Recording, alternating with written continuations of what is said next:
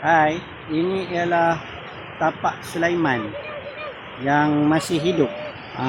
Boleh tengok dia kelihatan bergerak-gerak. Ni terbalik ni. Dia rupa ni.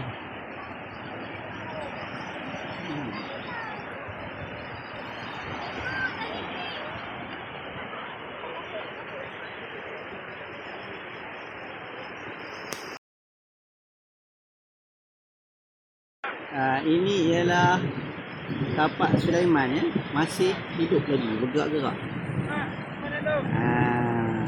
Tapak Sulaiman. Ni terbalik ni dia macam ni.